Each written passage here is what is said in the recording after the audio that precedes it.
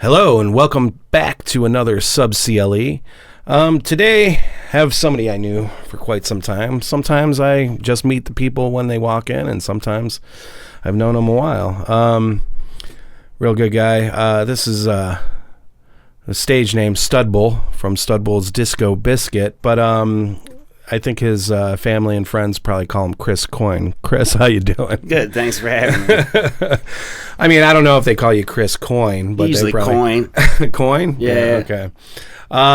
So I just want to say I was a big fan of Studbull's Disco Biscuit, and I guess being a fan ended up becoming a friend.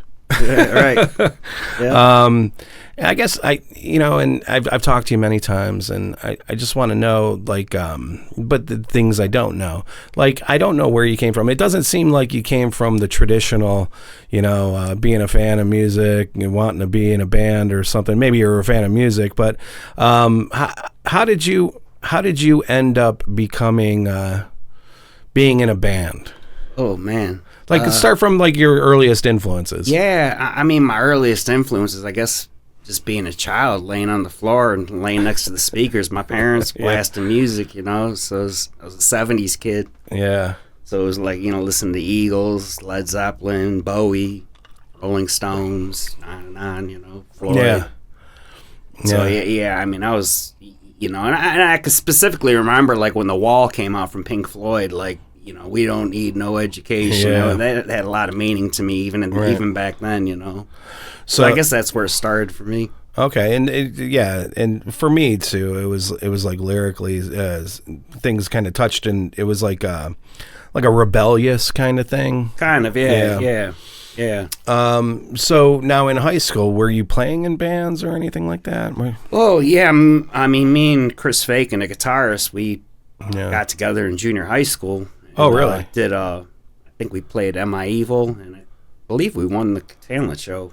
Oh, really? So, see, I didn't know that. I thought you kind of came along well, we're going to get into it. No, and if my memory serves me correct, they Environmental Hazard got to be real big, and I think I was the original singer of that band when it first started out. It was me, Andy Vassis, a guy named Pat Downs, Jim Gelly on bass, and then Chris. Okay. So and then I just I don't know. I don't even remember what happened. It was so long ago, but I don't know if I lost interest or or what the deal. I don't remember, honestly. That's interesting because if I knew it, I forgot it. But I thought you guys kind of hooked up after, because I remember Environmental Hazard. If anyone listening to this knows Environmental Hazard, I really enjoyed them. It kind of, because I was in the that kind of style of music back then. It almost kind of reminded me of Testament, Metallica, what they were kind of doing, and I really gravitated. I think I was 16 maybe, going to Flashes to go see Environmental Hazard, and I remember they would pack the crowd. The first time I ever had a panic attack. Huge crowds. Yeah, I was so packed in there. Loved it. And then we ended up recording with somebody, Pat Moran. You probably can. Great dude, man. Yeah, I know him. Through some friends, whatever. Grew up in the same town. Yeah. And then he was Chris Faken was producing, at his studio at the time, and I was super excited. I was like, "Whoa, Chris Faken's working on our music." Yeah. So okay, so you kind of, things fell off. They got another singer, and then and then that's when they took off. Okay, so and then what happened with So I know. Tell me about just reconnecting. Well, because with Studbulls. Yeah, well, I remember, I don't know how good my memory is, but I partied a lot. But going through high school, from junior high on, we went into high school, and I just remember playing in a band called we started a band called Fiend 13, which was some of the guys from Sinistrike. Okay. I guess they'd be considered like some of the guys from Hostile Amish nowadays. Okay. And we had a band, and we were playing that, and it really never amounted to anything other than just getting together and having some fun. And I think I don't know if we did a couple shows or not. I don't remember so well, but then going through high school, Adam Vinyl, Adam Whaler. I don't know. He's kind of a wild dude growing up, but he had an idea. I think it was him who had an idea for us to put together a punk band, and we were going to call it Dirt. So that's where a lot of the songs from Studbulls came from, was tinkering around with that just down in the basement at Fakin's house. Yeah. And I think Chris was involved with that, Fakin? Yeah. I mean, the song that we've been working on called Drugs. Okay. That was from Dirt. That was actually a Dirt song, yeah. No kidding. Yeah, lyrically it was, yeah. So it was just, yeah. Oh, that's cool. Okay, so then, and then what happened with the Environmental Hazard? Because I know, but the drummer passed away. Yeah, that's right. And, I think things just didn't seem right, for them or something. I can't really answer, but but my recollection, it was pretty traumatic for them all at the time. Right. It's always the drummer. It's weird. It's like a Spinal Tap kind of thing. Yeah. I mean, not to laugh about, because I remember when that happened, and that was pretty tragic, man.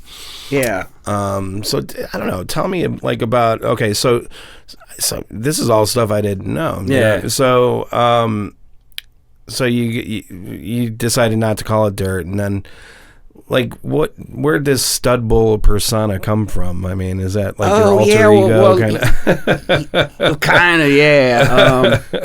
But I don't know exactly. I mean, me and Tripp just kind of came up with it one day. Tripp was coming down and listening to us playing, and then it was just like, hey, he had some ideas from some stuff. So I'm like, hey, jump on the mic and do it then. You know what I mean? Yeah. Just to help me out with some lyrically, and then he just became a part of it. So it was really, I think we were just supposed to play like a party or something, and it was never supposed to be anything serious at all. Didn't you play like a Chinese restaurant? We played a Chinese restaurant. There's a bunch of egg rolls being thrown around the place and stuff. It was cool, though. It was really fun. Like, the owner was actually giving out food and stuff. And yeah, we had some really cool experiences. We even played like a, I don't know if it was an elementary school, like some kind of fundraiser at an elementary school or something. And I remember that. Yeah. Yeah, and I remember being real drunk, which is kind of probably morally wrong, but live and learn. I mean, but yeah, that was I really enjoyed Studbull's Disco Biscuit. It was fun. Yeah, it's always been fun. I think that's what it's always been about. Well, it was one of the more unique bands, I think, at the time. I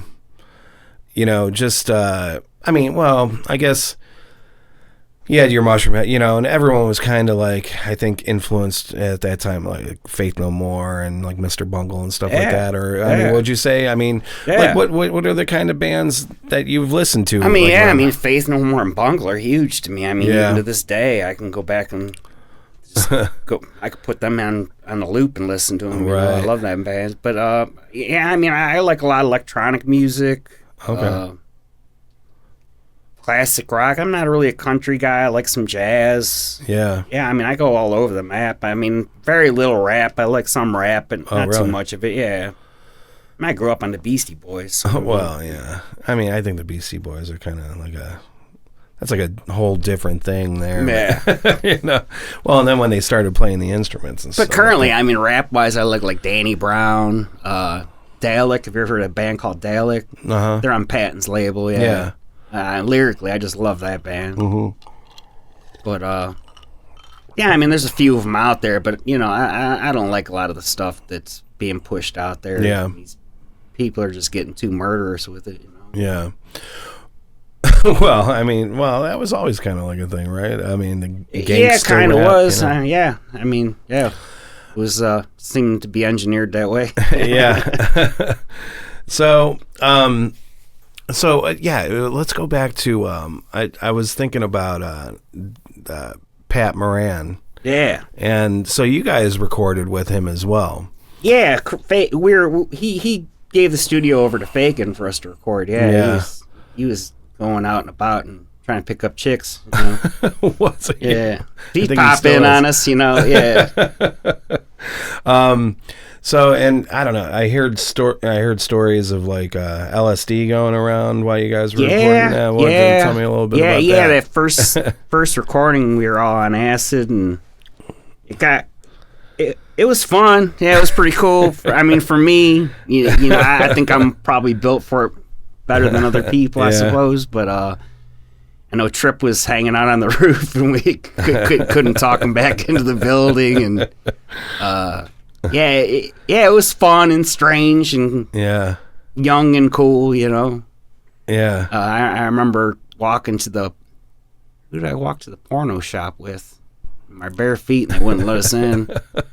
Tripping in the morning. I don't remember. My memories are vague of it. I mean, when we talk about it and stuff comes back to me, but just off the top of my head, it's hard to reflect on it. And so your voice is unique, and I'm just wondering where that influence comes from. Oh, is it really unique? Yeah, it is. I think so. Yeah, absolutely. Yeah, I don't know. I mean. Yeah, I don't know. I mean, who does it sound like? Does it sound like anything to you? No, not at all. No, I guess like if I were to stretch it, like a Dead Kennedys kind of approach, maybe. Yeah, I mean, Joe Biafra's a big influence on me for sure. Yeah, I mean, I mean that's cool.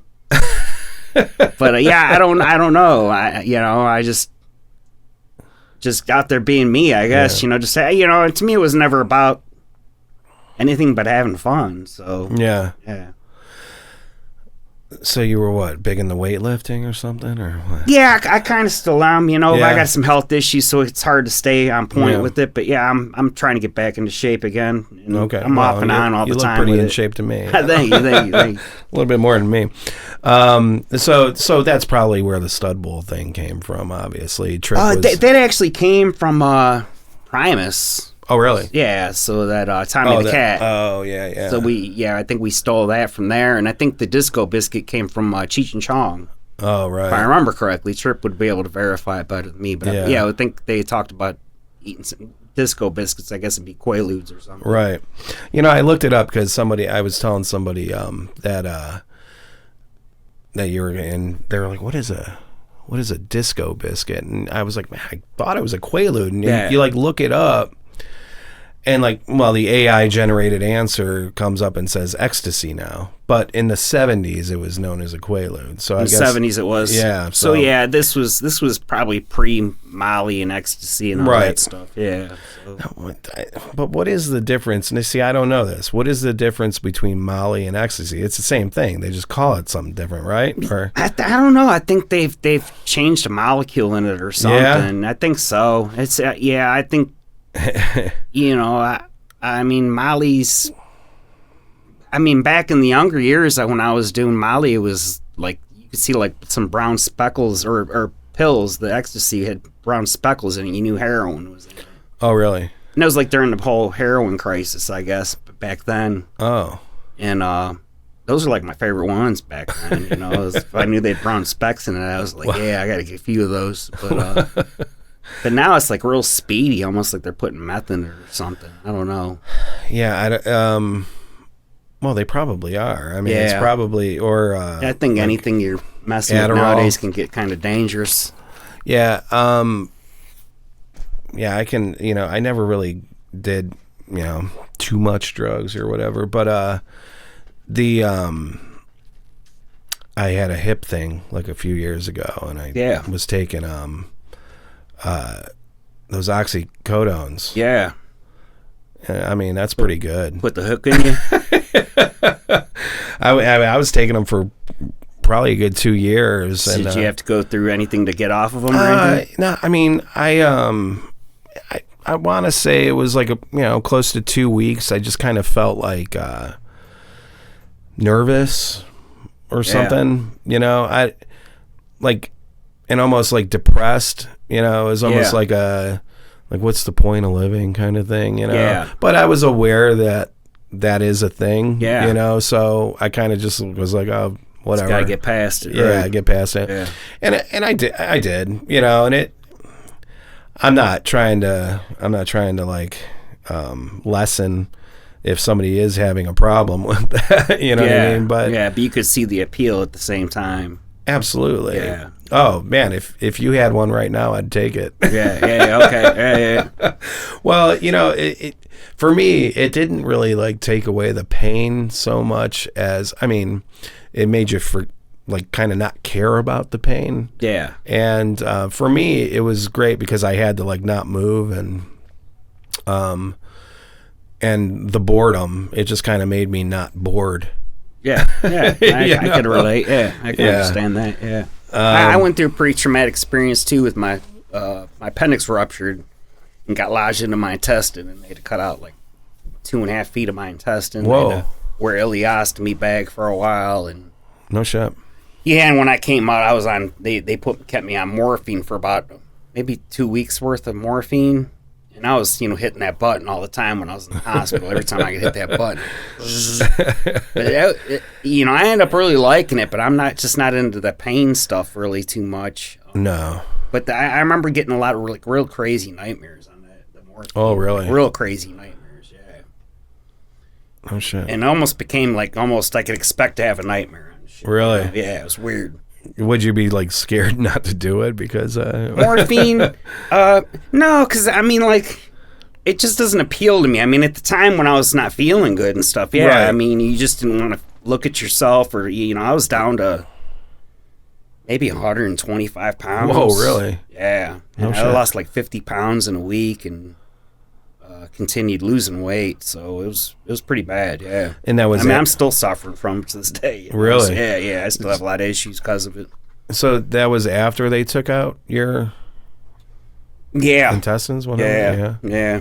I was septic. It was like a 14.5-hour surgery, I think it was. Really? Yeah, just for your appendix, That's crazy. Yeah, I was septic. They didn't think, they told me when going in there, they had me all hopped up and I'm high as hell. They're telling me, putting me in the room, that I might not make it. Really? Like, whoa, oh jeez. Obviously you're real high and you don't process it too well, what I mean? But I do remember them saying something to me to that effect. Well, I think, because you've always been a pretty in shape guy. I know a friend of mine, Billy, people listening to this might know. He was going through the whole cancer thing, still is, but he would lift, and he had so much muscle mass that they were able to give him more like chemo than they could like a normal person, just because there's a good reason why you should stay healthy, because if something bad happens, you can get through it. It's crazy you said that, 'cause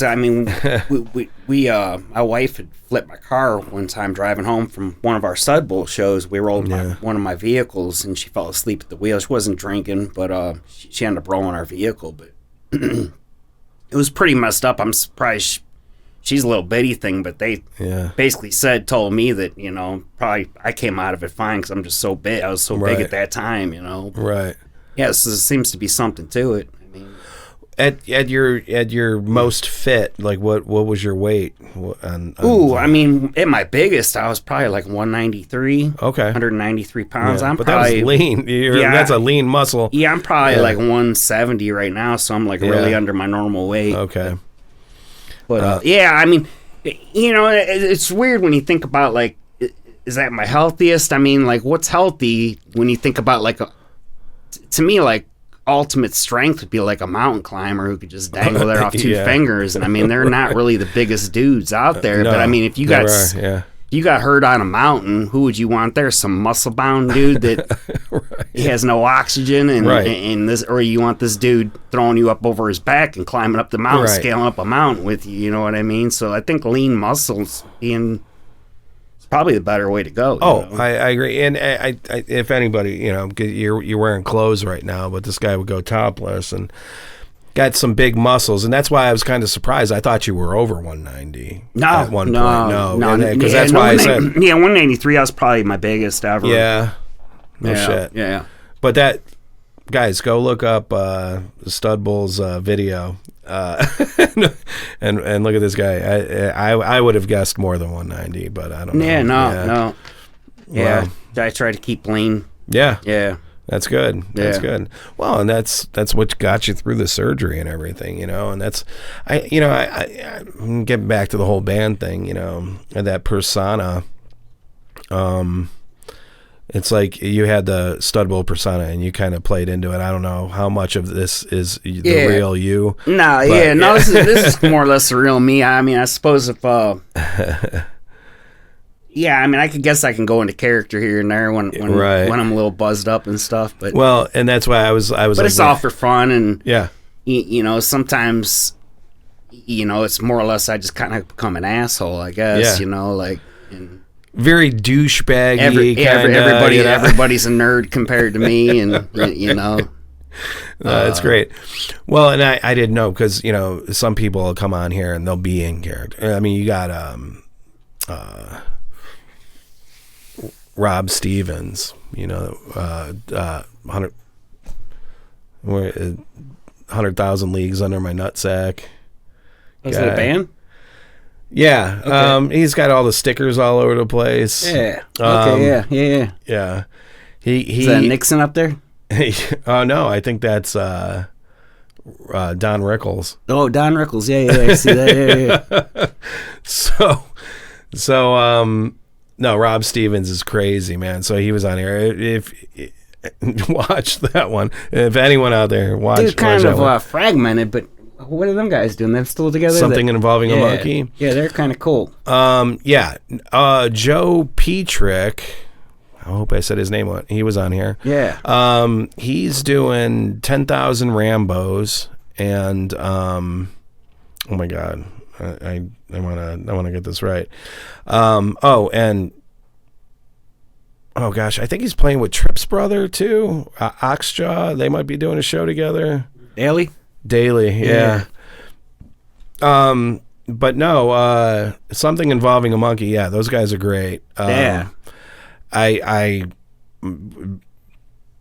love those guys. Bezo, he's the bass player. Yeah. It was their 3-piece, right? Yeah. Am I thinking about it right? Yeah, they were really, really cool. I remember playing with Studbull's playing with them, and I was just like, I really like this band. Yeah, no, they're real talented. Yeah. And then the Forged in Flame underneath that. That's Gary, right? Gary Kane. Yeah. And then Cyril Blandino Cougar was in that band for a little bit, and they did a tour with Corporate Clowny. And then John Vinson, who recently he was playing with the band called Frail, but he played with Axioma. So Axioma is what is it right here? Yeah. So that's how they all got together. But all great bands, all great music. They've all been on here. Real neat, because I just feel like I'm so out of the loop, and it's just cool to see that people are still out there that are still doing it from back when I was in the loop, you know what I mean? Well, hopefully you can get back into loop. Are you working on new music, or? Yeah, you know that. We've got what I think 4 songs recorded. I think there's more than that. I don't know. More than that? Yeah.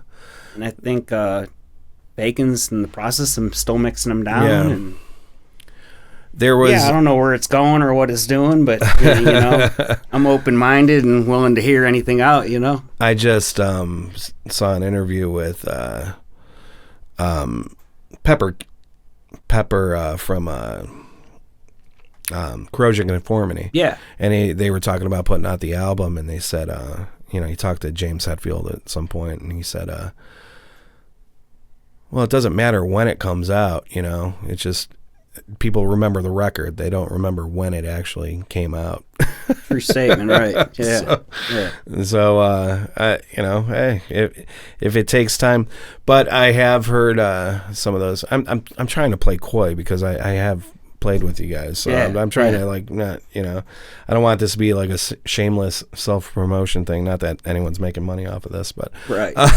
But it's really good songs. I mean, I'm amazed at how catchy those songs, like, they come together, and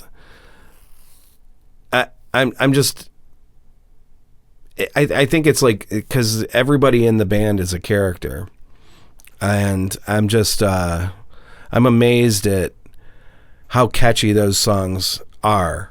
I could say that about like other bands. Like I've said that about just other bands. And I was just like, how does that happen? Like, and what would you say? What is it? Is it just like everyone just kind of throws ideas out there? Or I don't know. Yeah, I think it's just everybody came from similar but different musical backgrounds, I guess, and different influences, and we just never were gonna put it into a box and say this is what it is. Right. So I think just being open-minded about it all, and somebody has an idea and says, let's put this little twist in there or something, and it just kind of goes in that way then, And the amount of talent in that band too. I mean, I've said this regularly. I know Johnny Justice. I've recorded him, and just working with him as a drummer, I don't know that there's a better drummer. Really? I really. You never really seen me don't. play the drums, have you? I haven't.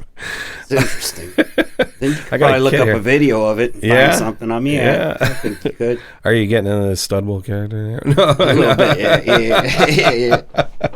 Yeah. I was told I was told to have a mirror here so you can like look at yourself and admire yourself. I'm sorry you have to look at me. That's all good. It's all good. But have you played drums though? Yeah. Yeah? Yeah. I can play guitar, bass. Oh, yeah? Yeah. Yeah, I was going to ask you that. So why did you ever do that with a band or anything like that? Or? No, I didn't want the whole spotlight. No, but I want to share it. And how much of that did you write? Did you so that stuff with Dirt or not anything like that? No. I know, just lyrics. Yeah. I mean, them guys are really, they're it. You know what I mean? Them guys really got it together, and yeah. I mean, more than anything else, I was probably riding their coattails, than anything else. This is a totally different side of yeah. Look at usually it's me spouting off about what is it? They're the computer, I'm the programmer. Right. Something to that effect. Well, that's cool. Hey, you guys are getting the. But yeah, I'm a humble guy in reality, and I think they all know that about me on some level. I know. Yeah, I everybody knows it's like a character. It'd be annoying. But I think that's the idea. I think that's what made it great. Is you just got this outlandish front man kind of thing, and then Tripp's over here doing the melodies and stuff like that. And then you have Jay's an incredible bass player. Fakin's an incredible guitar player. The whole entire thing. Yeah. So wait, you recorded now the second album though. Where did you record that one? Oh, that was at Mars. Okay. Yeah, Bill Korecki, but Bill kind of just handed it over to Fakin as well. Oh, okay. Yeah. So it was still Fakin kind of running the show there. Yeah. No, because so you guys put out two releases. Correct. Yeah. And Bill Korecki, didn't he just pass away? He did. Yeah. And that guy did a lot of stuff because I mean. Oh yeah. I mean. Yeah, I really love that guy. You know? Yeah. Now I never got to know him. I know a lot of people that do know him, and I mean he did all the Mushroom Head stuff too, right? I believe he did a lot of it. Yeah. But okay, so and then I think Spud Monsters. Yeah. A lot of things he recorded quite a bit. Yeah. Yeah, he was huge. I was really sad to hear about that. Yeah, that is sad. Because he was, from what I understand, he was young. Yeah, I think it was cancer, maybe. Shit, really? Yeah. God rest his soul, man. Yeah. Good dude. All right. Well, so you, I'm going to be looking forward to some music. I hope to hear something soon. Yeah, me too, for that matter. Yeah. I've been waiting to hear something, too. And we got to see a side of Studbull that is not normal. If you go see this, go see a show or anything like that, hopefully we'll get the whole full arrogant. Was I supposed to be arrogant? I don't know. Was I supposed to be in character? Because I could do another one. No. No, this is great. Yeah, cool. I definitely, this is exact. I want the real stuff. I just want the stories, you know? Yeah. I mean, the history in Cleveland, I don't think is, you know, it's not complete to tell like the hard music story without having Environmental Hazard and Studbull's Disco Biscuit in there. And I think that's what this podcast is really striving to do, is just kind of put all the pieces together, you know, in case somebody wants to come back someday and hey, what happened with that? And who was this? And I hope there's some kind of interest for it, honestly. That'd be cool. and the strange thing, even saying what I just said, hoping somebody is interested. I mean, it's weird because, like, we did that video for Brains, and it was like, let's say, maybe 2010 or something. And, it was just the whole idea of the bass player saying, hey, he's getting into videos and stuff, so he's like, hey, I want to get back together and play a song. We didn't talk to each other for years up until then, so then he wanted to make a video of that Brains song, so then we went and did it, and he kind of choreographed everything, laid everything out, what he wanted to do, and he videoed it, and then we did some shows, and just the interest that was generated from it was really crazy to me, and just seeing so many familiar faces that I haven't seen in so long it was really a pleasure, you know, and a joy at the same time. Yeah, no, and that's what it should be, and I think that's a good note to call it on, because like I said, I appreciate what you do. Like I said, environmental. There were a lot of. I can name like a few bands like Keel Hall. Environmental Hazard, Studbull's Disco Biscuit. Like there's a bunch more. Something involving a monkey. Those guys. Cleveland's put out some pretty good music, but none of it's really blown up into a lot, which is fine too. It doesn't have to. That's why. Again, I've said this ad nauseum on this, and it's just like, because there are some bands out there that I don't see. I know I liked, but I don't see them like in the conversation, and I was like, man, I gotta somebody's got to chronicle this stuff, what I mean? Yeah.